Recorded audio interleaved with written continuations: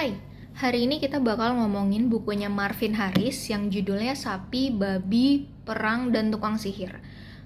To set the expectation first, si Marvin Harris ini tuh orang antropologi, jadi isi bukunya lebih kayak upaya dia menjawab pertanyaan-pertanyaan kebudayaan. Kayak yang pertama, kenapa sapi betina itu dimuliakan di India? Mungkin yang kita tahu selama ini ya karena itu kepercayaan dan keyakinan mereka aja, padahal nggak sampai situ.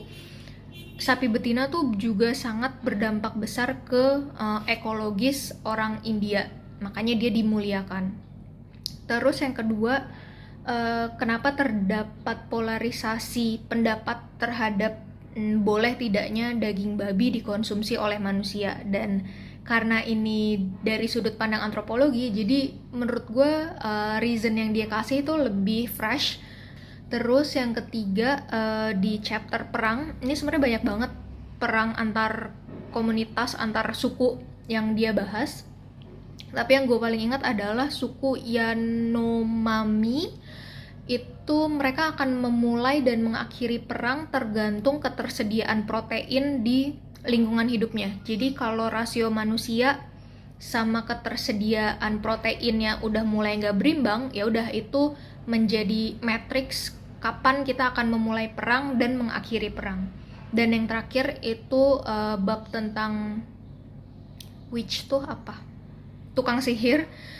Dulu di Eropa di tahun 1400-an sempat ada masanya pemburuan terhadap penyihir, yang mana kalau dibaca chapter itu tuh sebenarnya bisa dibilang yang dulu disebut witch adalah orang-orang yang mengerti tentang ramuan herbal, kombinasinya, takarannya, dan penggunaannya. Nah, mungkin karena dulu nggak banyak penelitian tentang tanaman dan segala macem dan nggak tahu efeknya apa, disebutlah mereka sebagai witch. Padahal menurut gue ya, itu sebenarnya kayak ya obat-obatan yang dipakai di waktu tertentu dengan dosis yang tidak seharusnya, ya udah jadinya ya narkotika aja sebenarnya.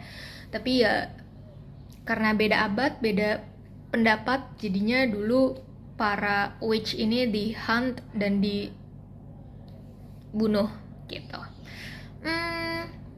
Gue pribadi suka banget sama tipe buku yang ngasih perspektif baru tentang pertanyaan yang kelihatan simpel banget. Dan di buku ini Marvin Harris tuh walaupun dia seorang antropologis, tapi tuh bahasa penyampaiannya tuh enak. The whole experience of reading this book tuh kayak agak mind blown di beberapa chapter. So I suggest you to check the blurb, the narasi, the apa kayak ya review-review lain. Dan semoga bisa enjoy the books.